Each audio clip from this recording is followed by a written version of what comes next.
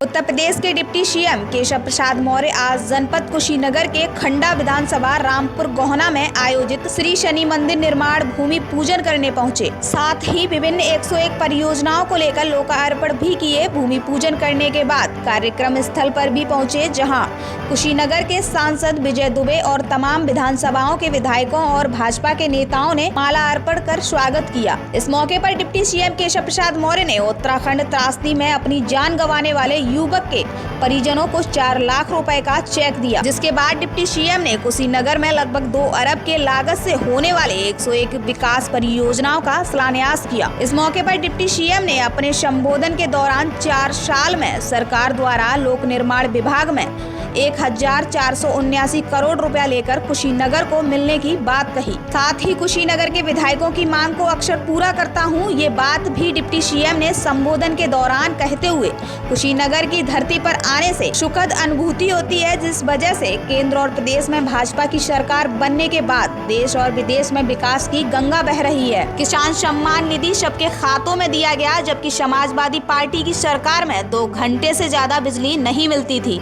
लेकिन हमारी सरकार 16 से 18 घंटे बिजली गाँव में दे रही है। पहले सड़कों के लिए पैसा आता था, लेकिन सड़क कागज में बनती थी। आज प्रदेश में कोई गुंडागर्दी नहीं कर सकता। केंद्र और प्रदेश में बीजेपी की सरकार नहीं बनी होती तो राम मंदिर नहीं बनता। अच्छा काम करने वाले अधिकारी को प्रशंसा देते हैं, गलत काम करने वाले अधिकारियों को दंड देने का काम हमारी सरकार करती है। यूपी में बीजेपी की सरकार किसी व्यक्ति की नहीं बल्कि 24 करोड़ लोगों की सरकार है, जबकि पिछली सरकार में कुछ जिलों में बिजली आती थी, बाकी जिले अंधेरे में रहते थे। आज सभी जिलों में समान रूप से बिजली मिल रही है, जिस वजह से विपक्षी हमारे काम से निराश है। पीएम मोदी गरीबों का दर्द जानते हैं, इसलिए इलाज के लिए 5 लाख दे रहे हैं। हर किसान को 6000 रुपया उसके खाते में मिलता है।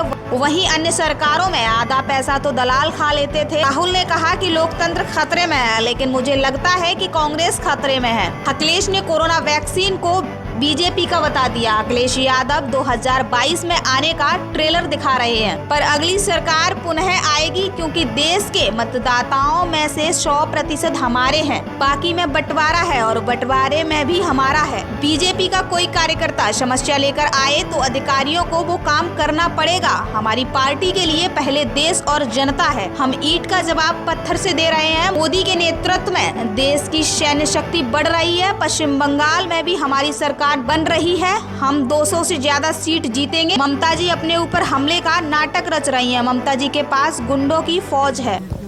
आज यहाँ पर लोकार्पण और शिलान्यास का कार्यक्रम संपन्न हुआ, जिसमें लगभग 276 करोड़ रुपए से अधिक की लागत की परियोजनाओं का शिलान्यास और लोकार्पण का कार्यक्रम संपन्न हुआ। इसमें कई नदी सेतु भी हैं, कई पुल और पुलिया भी हैं और कई महत्वपूर्ण सड़कें हैं, जिनका विवरण मेरे विभाग के अधिकारी आपको डिटेल में उपलब्ध करा देंगे। सूचना अधिकारी होंगे वह भी उपलब्ध करा देंगे।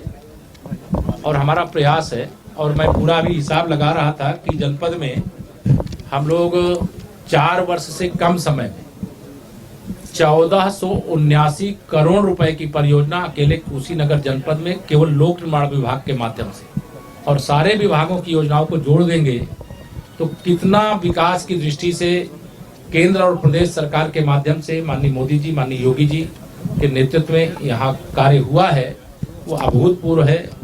और मैं जनपद कुशीनगर के सभी निवासियों को बधाई देता हूँ इस बात के लिए। और अभी हम लोग लगातार यह विकास का कार्य जारी रखेंगे और 2022 में फिर से भारतीय जनता पार्टी 300 से अधिक सीटें जीत करके सरकार भी बनाएगी। और फिर आगे हम बहुत अच्छा काम जो कर रहे हैं वैसा ही करते रहेंगे। सारे विरोधी मिल करके, चाहे वो भानुमति का कुनबा भी क्यों ना जोड़ ले, जिस प्रकार से केंद्र में बुआ भतीजे मिलकर के भाजपा के विजय रथ को नहीं रोक पाए और विजय दुबे जी को भी आप सब लोगों ने यहाँ से जिता दिया, उसी प्रकार से यह विजय अभियान हमारा 2022 में 2024 में निरंतर जारी है। बंगाल में भारतीय जनता पार्टी अब की बार 200 पार, वहाँ पहली बार भारतीय जनता पार्टी की सरकार बहुत बड़े बहुमत के साथ बनने जा रही है। भाजपा का कार्यकर्ता वहाँ संघर्ष भी किया है, बलिदान भी दिया है, लेकिन वहाँ की जनता भारतीय जनता पार्टी और माननीय नरेंद्र मोदी जी के साथ खड़ी हो गई है और पूरा चुनाव वहाँ की जनता अपने हाथ में लेकर के और भाजपा को जिताने का एक मन बना लिया है। इसलिए दीदी घबराई हुई हैं और वह एक ना एक कोई ड्रामा कर रही हैं, कोई आरोप लगाती हैं। अभी जो तथाकथित रूप से उनके ऊपर हमले के आरोप लगाए गए, वह अभी जांच में पाया गया कि वह उनका एक एपिसोड था जिसका आज समापन हो गया। तो कहती थी कि खेला हो गए, लेकिन उनका खेला खत्म हो गया। सर, अखिलेश यादव जो पत्रकारों पर उत्पीड़न कर रहे हैं, मैं अखिलेश यादव जी से पूछा हूं कि पत्रकारों पर हमला क्यों हुआ और आपकी उपस्थिति में क्यों? और कोई पत्रकार, आप में से कई लोग मुझसे भी सवाल पूछ रहे हैं, मेरी भी इच्छा होगी कोई सवाल का आपको मैं जवाब नहीं भी दे सकता हूं, मना कर सकता हूं कि नो कमेंट, लेकिन कोई सवाल पूछे, सवाल के जवाब में अगर हमला किया जाए तो समाजवादी पार्टी अपना टेलर दिखा रही है कि 2012 से 17 तक जो उत्तर प्रदेश की जनता ने समाजवादी पार्टी शासन के अत्याचारों का सामना किया है, उससे भी बहुत बड़ी फिल्म दोबारा कभी भी मौका मिलेगा तो समाजवादी पार्टी दिखाने का काम करेगी। लेकिन मुझे पूरा विश्वास